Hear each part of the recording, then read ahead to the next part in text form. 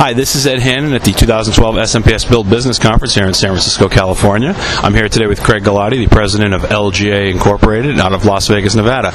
Craig, one of the sessions that you gave at the 2012 conference had to do with positioning, and from talking to you after your session, I understand you had some additional thoughts that due to time constraints we weren't really able to fit into the session, and I think one of the concepts that you were mentioning was called repositioning, and why don't you talk a little bit about that?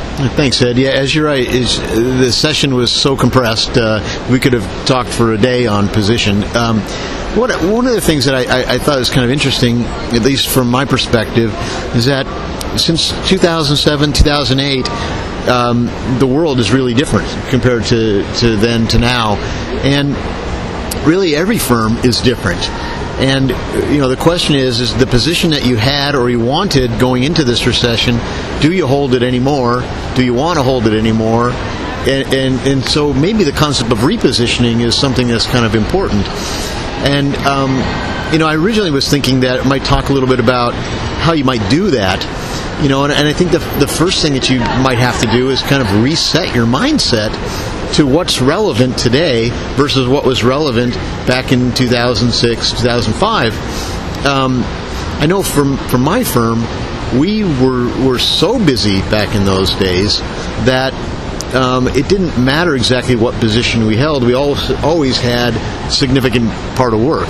Now, we were working our way towards developing a great position, which is a good thing we did because it's helped us during the recession.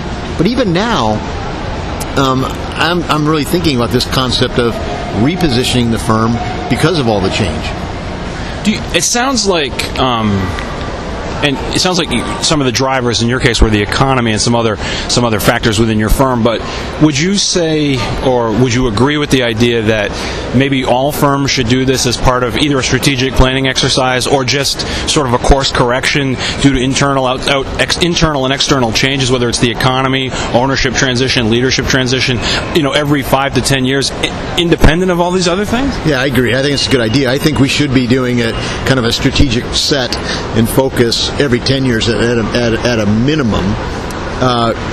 And I think you're right that the notion it's not just that there's change because of the economy. There's just change. Change is always happening, or else your firm is dying. All right? I mean, you're evolving, you're growing, you're maturing, you're finding new things.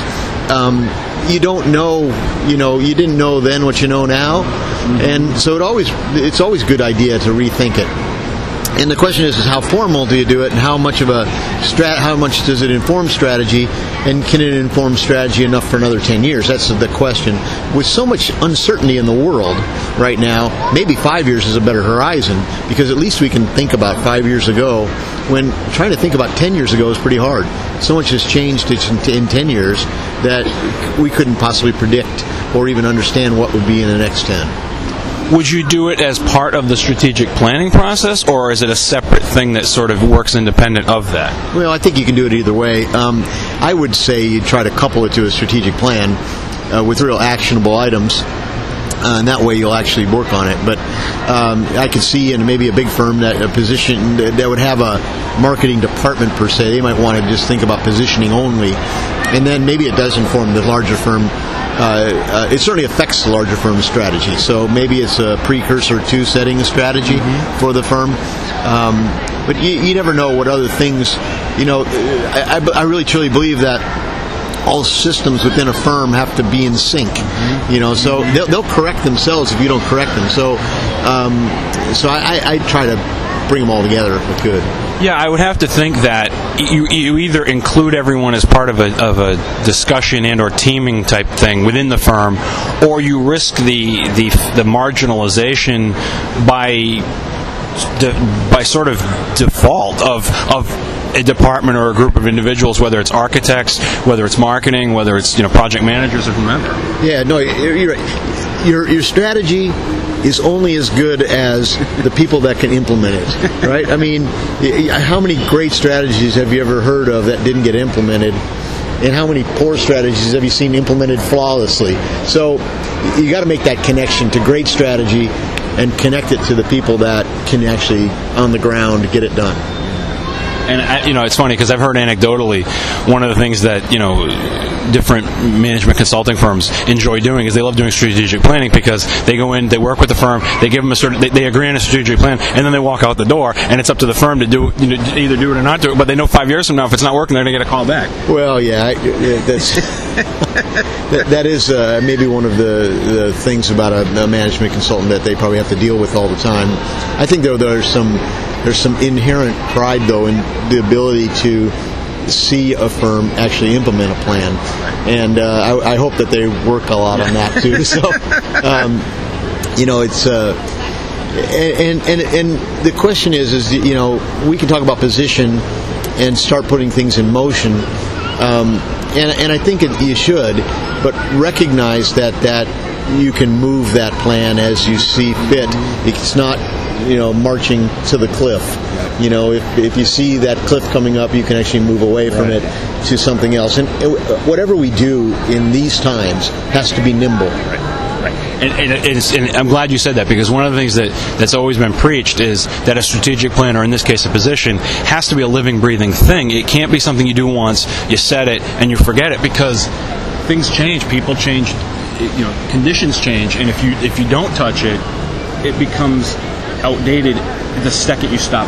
Yeah, I thought actually one of the really good questions that we got in the session was what could change and what didn't change. And my answer to that was, I think your values don't change. And if you build your position based on your values, there's consistency in there. How you actually go about achieving that position can and should change depending upon conditions. But you wouldn't change your value to not have honesty or integrity in your company if you want to build your position on that.